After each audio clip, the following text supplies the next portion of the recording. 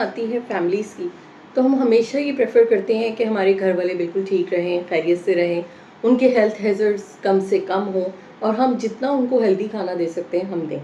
इसी राह में हमारे पास आ गया एयर फ्रायर और हम सभी के घरों में मौजूद भी होता है, लेकिन अक्सर चीज़ें ऐसे फैक्ट्स हैं जो हमें पता नहीं होते। हमें सिर्फ़ ये पता होता है कि एयर फ्रायर है, अच्छी चीज़ है, इसको इस्तेमाल करना चाहिए, लेकिन आज मैं आपके साथ कुछ चीज़ों को क्रैक करूँगी कि एयर फ्रायर के इस्तेमाल करते हुए आपको किन बातों का ध्यान रखना है कि कहीं आप फ़ायदे की बजाय नुकसान तो नहीं उठा रहे। तो वीडियो को एंड तक लाज़मी देखिएगा। बिस्मिल्लाहिर्रहमानिर्रहीम, अस्सलाम वालेकुम। मैं हूँ डॉक्टर सबा, एक दफ़ा फिर आपके साथ। उम्मीद है जनाब सारी यूट्यूब फैमिली बिल्कुल ठीक-ठाक होगी। बात आती है जहाँ एयर फ्रायर्स की, तो पहला कॉन्सेप्ट ये आता है कि एक हेल्दी है। इसमें ऑयल डीप फ्राइंग में जो यूज़ होता है, उसकी बजाय बहुत कम मिनिमल ऑयल है जो आपका यूज़ होता है और उसके साथ जो है वो एक हेल्दी फूड जो है बन के तैयार हो जाती है, तो हम डीप फ्राइंग से बच जाते हैं। उसके साथ लेस मेसी होता है, कढ़ाइयाँ इस तरह बर्तन धोने नहीं पड़ते, डिस्पोजेबल प्लेट में रखें and everything will be ready. तो ये तो हमारी कन्वीनियंस है और ये हमारा कॉन्सेप्ट है जो हमें पता होता है कि अच्छा एयर फ्रायर इसलिए यूज़ होता है, ठीक है। लेकिन क्या आपको पता है कि एयर फ्रायर में कितनी हीटिंग पे क्या होता है?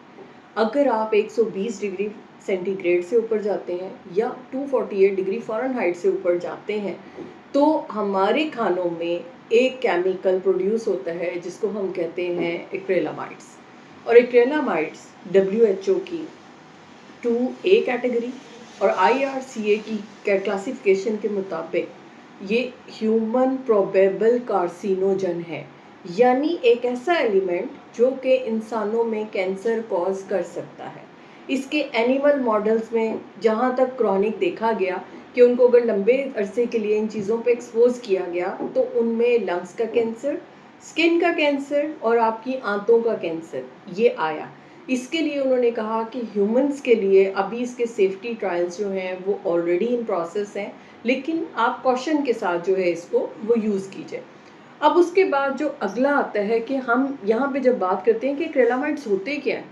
एक्रेलामाइड्स जो हैं बेसिकली आपकी फूड जब एक केमिकल प्रोसेस से अल्ट्रा हीट पे गुजरती है, तो ये केमिकल प्रोड्यूस होता है और स्पेशली किस में होता है? जिनमें स्टार्च ज़्यादा होता है, यानी जो आपकी स्टार्ची फूड्स हैं, आपकी प्रोसेस्ड फूड्स हैं, आपकी फ्रोज़न फूड्स हैं, स्पेशली कमर्शियली फ्रोज़न फूड्स, अगर आप उनको यूज़ करते हैं तो एक्रेलामाइड्स के पैदा होने के चांसेस बहुत ज़्यादा हैं, जिनमें आपके नगेट्स आ जाते हैं, फ्राइज़ आ जाते हैं, उसके साथ आपकी फ्रोज़न आइटम में समोसे, कचौरियाँ, इस किस्म की चीज़ें आती हैं, जिनको आप अल्ट्रा हीट करके क्रिस्प लेवल तक लेकर आते हैं, आप उनका कलर चेंज कर देते हैं।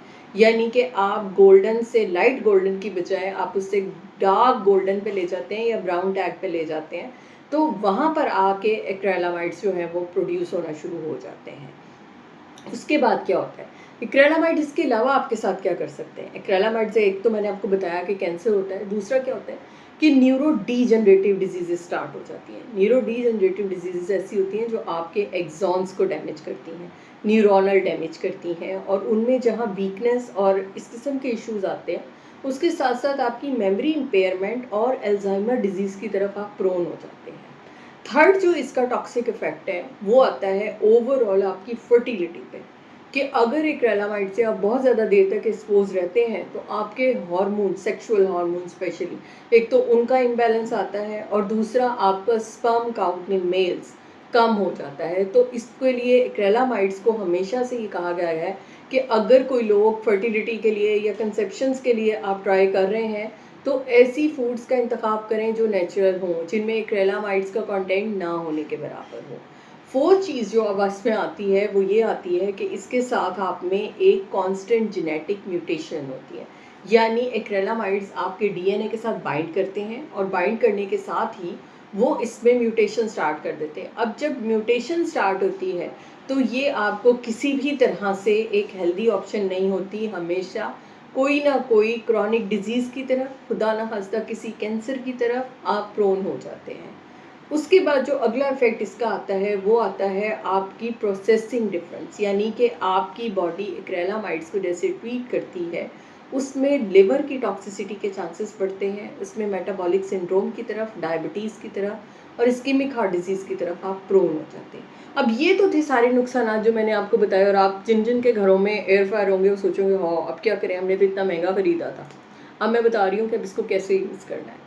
तो सबसे पहली चीज़ तो ये है कि अपना टेम्परेचर 120 डिग्री सेंटीग्रेड से कम कर सेट करें, और या 248 फ़ारेनहाइट से कम पे रखें। अगर आप लो ड्यूरेशन के लिए और कम हीट के ऊपर रखते हैं तो एक्रेलामाइड्स के चांसेस कम हो जाते हैं। अगर आप आलू या आलू से बनी हुई कोई भी चीज़ें इस्तेमाल कर रहे हैं तो पोटैटो डिप यानी आधे घंटे के लिए आपको इसको पानी में लाजमी तौर पे सोक करने हैं। अगर आप फ्राइज़ वगैरह अपने बना रहे हैं तो हाफ़ एन आवर के लिए उसको पानी में सोक कीजिए विदाउट वाटर। अगर आप इसको यूज़ करते हैं तो एक्रेलामाइड्स आपके बढ़ जाएंगे। दूसरी बात ये कि जब फ्रोज़न फूड्स और आप बाज़ार से जो ख़रीद के बनाते हैं उसकी बजाय बेहतर है कि आप घर के बने हुए खानों को प्रेफर करें। अगर आप होममेड फूड को इसमें डालते हैं तो देयर आर लेस चांसेस कि वो एक्रेलामाइड्स की तरफ जाएंगे। जो वेजिटेबल्स आपकी हैं उनमें मिक्स वेजिटेबल्स की तरफ प्रेफर करें, सिवाय इसके कि आप सिर्फ एक पोटैटो को जो है वो यूज़ करें। दूसरी बात ये है कि कोशिश करें आप नेचुरल खानों की तरफ रहें, जिनमें बॉइलिंग है, स्टीमिंग है। ये वाली चीज़ें जो हैं आपको ज़्यादा बेहतर रिज़ल्ट दे सकती हैं एज़ कम्पेयर कि आप एयर फ्रायर का यूज़ करें। ऑयल कोई सा भी हो, देखिए हमेशा क्वांटिटी मैटर करती है। हेल्दी ऑयल आपको चाहिए, जैसे कि एवोकाडो ऑयल है, कोकोनट ऑयल है, ऑलिव ऑयल है।